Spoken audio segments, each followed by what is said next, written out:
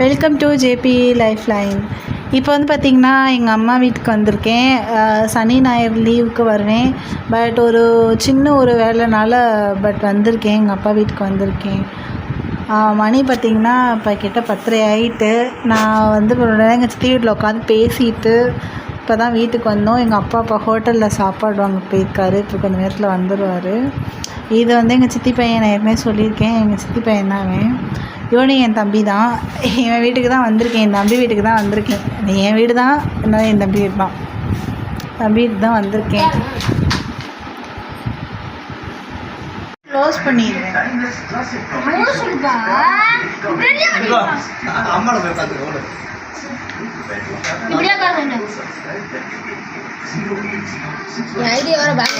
இது வந்து பார்த்திங்கன்னா மறுநாள் காலையில் காஃபி போட்டேன். சரி குடிச்சிட்டு அப்படியே நம்ம சின்ன சின்ன வேலையெல்லாம் பார்க்கலாம் அப்படின்றதுனால காஃபி போட்டு குடிச்சிட்டோம். சிரிக்கிறான், இதெல்லாம் கவிதை எடுக்கிற காலையில் இருந்துச்சு. டீ நான் பிஸ்கட் வேணான்னேன், அது மட்டும் நான் திங்கிறேன். பிஸ்கட் வச்சா டென்ஷன் ஆகிடுச்சு. பார்த்திங்கன்னா மறுநாள் மார்னிங் காஃபியோட முடிச்சாச்சு.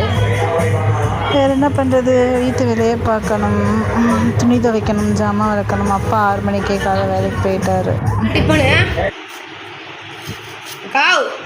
இவ்வளோதான். என்ன டிஃபனு? உப்புமாடா. உப்புமாவா? நீங்கள் வந்திருக்கீங்க கறியெல்லாம் காலைல உப்புமா கிண்டுறீங்க. கிண்டலா இது ஃபஸ்ட்டு உப்புமாவை கிண்டுவோம், அப்படி பார்த்துக்கலாம். ஏ அதான் நெக்ஸ்ட் டைம் வரையில் செஞ்சுக்கலாம். எப்போ வந்தாலும் நெக்ஸ்ட் டைம்ட்டே இருக்கீங்க. நீங்கள் என்ன இல்லை, ரவா உப்புமா தான் கிண்ட போகிறேன். ரவா உப்புமாவா? சரி சரி.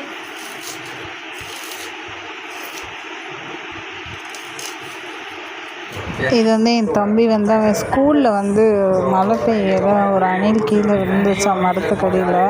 அந்த அணிலை பாவமாக இருக்கேன்னு எடுத்துகிட்டு வந்து வீட்டில் வந்து வச்சு வளர்க்குறான். பார்த்திங்கன்னா அது வந்து இந்த வரைக்கும் இது வெளி உலகத்தையே பார்த்ததில்ல, இயற்கையாக அதெல்லாம் பார்த்தது கிடையாது. வீட்டில் தான் இருக்குது. எங்களுக்கு விடவும் மனசு வரலை. ஏன்னா குட்டின்றனால கண்டிப்பாக ஏதாவது கடிச்சிரும். இதுக்கு எப்படி பழகணும்னு தெரியாது. அவங்க அம்மா இருந்தால் அது செய்யும். அதனால் இன்னும் கொஞ்சம் நல்லா வளர்ந்ததுக்கப்புறம் அதை வந்து வெளியே விடலாம் அப்படின்றனால அதுக்கு பால், பழம் எல்லாமே வந்து நாங்கள் வீட்டிலே கொடுக்குறோம். அது எங்களை விட்டும் போகவும் மாட்டிக்கிது. அது அப்படியே நான் அதனால தான் எடுத்துகிட்டு வந்தேன். சரி நம்ம வெளியில் விடலாம் அப்படின்னு. கஷ்டத்தில் போக மாட்டேன்ருச்சு. எங்கள் கூடயே உடையாந்து எங்கள் கூடயே இருக்கவும், சரி போய் இருக்கிற வரைக்கும் நம்ம கூடயே இருக்கட்டும் அப்படின்றனால விட்டுட்டேன். அவள் தான் எப்போ போகுதுன்னு நினைக்கிது, போகட்டும். அது பால் இவ்வளோ அழகாக குடிக்கிது பாருங்களேன், அந்த பிங்க்கு பெல்லை வச்சு அதுவாகவே கேட்டு குடிக்கிதுங்க. பசிச்சுதுன்னா அதுவாகவே வந்து கூப்பிடுதுங்க. உண்மையிலே அதுக்கு எவ்வளோ அறிவு பார்த்திங்களா. உண்மையிலே பார்க்க எவ்வளோ அழகாகவும் இருக்குது. நான் இதோட ஃபோட்டோலாம் எடுத்துக்கிட்டேங்க. அவ்வளோ அறிவு, அவ்வளோ அழகாக இருக்குது. இந்த மாதிரி அணியில் வெளியிலலாம் நம்ம இதுவே வந்து குடிக்கவே முடியாது. சாதாரணமாக நம்ம தொட போனாவே அவ்வளோ ஃபாஸ்ட்டாக போகும். பூனையோட நல்லா ஃபாஸ்ட்டாக போகும். இப்போ வந்து இதை நாங்கள் வளர்க்குறோம். தானாகவே எங்கள் கூட சேர்ந்து அதுவும் வளருது. அது பால் குடிக்கிறதாங்க அவ்வளோ அழகாக இருக்குது.